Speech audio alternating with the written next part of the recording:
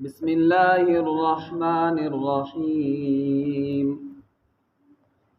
وعن عبد الله بن جرجس رضي الله عنه قال رأيت النبي صلى الله عليه وسلم وأكلت معه خبزا ولحما أو قال ثريدا ثم درت خلفه فنظرت إلى خاتم النبوة بين كتفيه عند ناقض كتفه اليسرى جمعا علیہ خیلان کامثال الثعالین رواہ مسلم.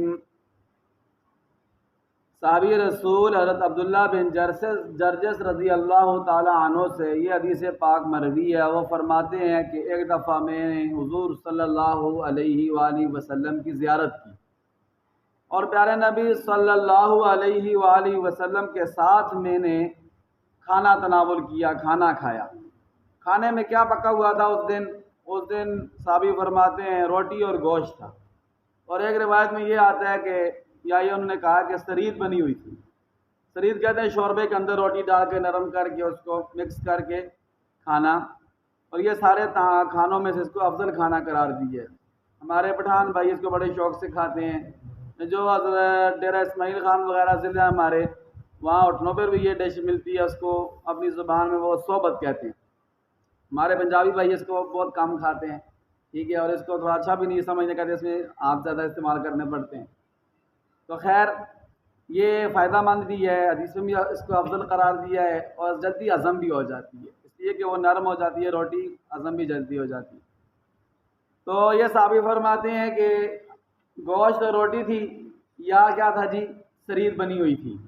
تو میں نے پیارے نبی صلی اللہ علیہ وسلم کے ساتھ کھانا کھایا.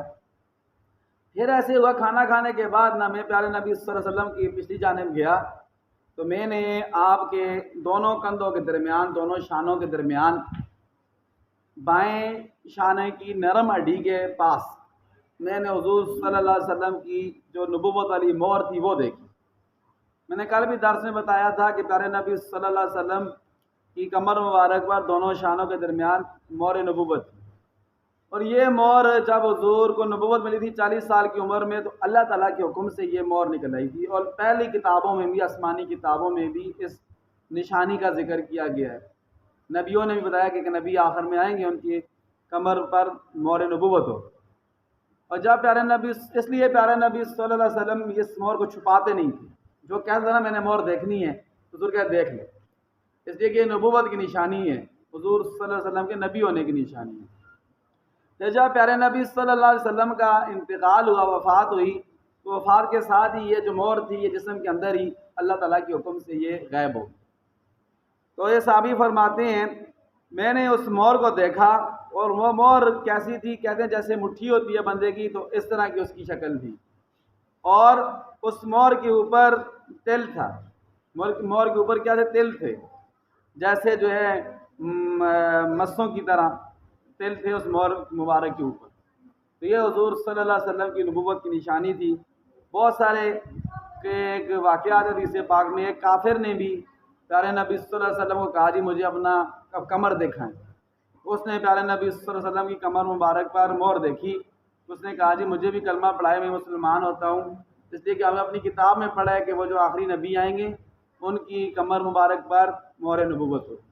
اللہ تعالیٰ سے دعا ہے اللہ تعالیٰ ہم سب کو اپنے پیارے نبی صلی اللہ علیہ وسلم کے ساتھ سچی محبت نصیب فرمائیں، اور حضور صلی اللہ علیہ وسلم کی اتباع کرنے کی توفیق عطا فرمائیں. ربنا تقبل منا انک انت السمیع العلیم وتب علینا یا مولانا انک انت التواب الرحیم.